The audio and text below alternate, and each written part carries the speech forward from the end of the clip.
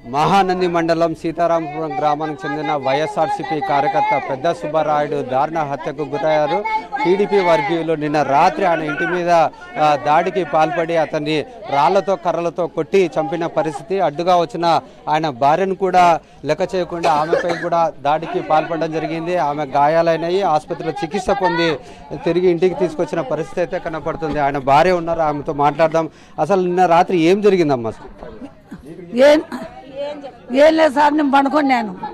పండుకుంటే వచ్చి నీ మూడు అడిపోయినాడే అన్నాడు.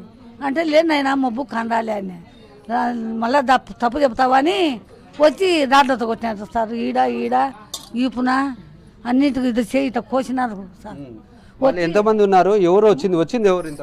వాళ్ళే సార్, మబ్బు లేదు. శ్రీనివాస్ రెడ్డి ఎవరు లేరు, ఆయనే తోడుకొచ్చినాడు. శ్రీనివాస్ రెడ్డి అయింది తెలదా? శ్రీనివాస్ రెడ్డి అయింది తెలదా అని మీకు కొడక పోయింది సున్నం నీకది అని పాపం నన్ను ఆడి మంచినని వచ్చినాడు సార్.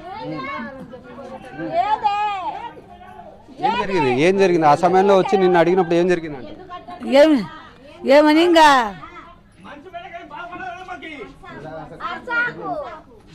అని సార్ ఇంకా పాపం రాడ్లతో కొట్టిన కూడా 2 రాడ్లతో ఇవాళ కొట్టినారు సార్. అమ్మ చచ్చిపోతుందంటే వాకిలి తీసుకొని వచ్చినాడు సార్. వచ్చినా నీడ దెబ్బాకనే అటు దెబ్బకపోయి దాంట్లతో శ్రీనివాస్ రెడ్డి 40 మంది దానికి ఉన్నారు సార్. ఉన్నాక ఇద్దరు తెలిసిన వాళ్ళు దొబ్బినారు సార్ బయటికి. దొబ్బి అంగట పోని అక్కడ వాళ్ళని పిల్లలను 2 పిల్లలను ఉండలే కొద్దిమంది చిన్న కొడుకులు వాళ్ళకి పోయి అట్ట పోయి కేకేసి వరే ఉండరా తప్పించుకొని పోయి వాళ్ళు 50 మంది దాకా ఉండరా అని ఇంకా నేను తప్పించుకొని పోయినా సార్. వాళ్ళే శ్రీనివాస్ రెడ్డి 40-50 మంది వచ్చినారు. నా మొగిని నిలబెట్టి కత్తులతో గిత్తులతో ఏం కొట్టలే, బండలతోనే కొట్టినారు సార్, బండలతోనే. ఇప్పుడు ఆ సమయంలో అంటే మిమ్మల్ని కొడుతున్నందుకు మీ ఆయన బయటకు వచ్చాడా? నన్ను కొడుతుంటే బయటకు వచ్చినాడు. ఎవరైనా వచ్చినాడు పాపం. అంటే ఎందుకు ఇవన్నీ ఎందుకు చేశారు? ఎందుకు లేదు సార్, మాకేం పొలాలు మీలో ఏం లేవు సార్. ఓట్ల గురించే,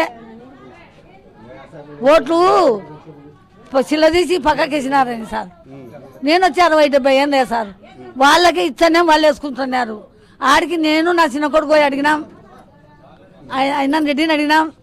మేము ఆ రోడ్డు తెచ్చిస్తాము, మా నాయన పోతే పని ఉంటే ఉండని వేసుకుంటే వాడు వద్దన్నాడు. నేను నా చిన్న కొడుకు పోయినాం ఆయన కాడికి కూడా.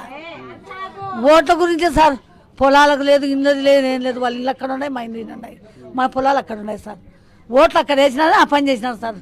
మా ఇల్లు కూలేసినారు సార్. ఇంకా ఇవాళ ఉపాధి చేసినారు, ఇప్పుడు చేసినారు. ఇంకా మేము ఈ ఊళ్ళో పోలీసు వాళ్ళు ఉన్నారంట సార్. అతను వైఎస్ఆర్ కాంగ్రెస్ పార్టీకి మద్దతుగా నిలిచాడని, వైఎస్ఆర్ కాంగ్రెస్ పార్టీకి ఓటేశాడనే ఒక కక్షపూరిత రాజకీయం చేస్తూ ఈరోజు రాజకీయ హత్యలకు పాల్పడుతున్నారంటే ఈ యొక్క టీడీపీ నాయకులు ఎంత తెగించారో అనేది చాలా స్పష్టంగా అర్థమవుతున్న పరిస్థితి కనపడుతుంది. కెమెరామెన్ శేఖర్తో లోకేష్, సాక్షి టీవీ, నంద్యాల జిల్లా.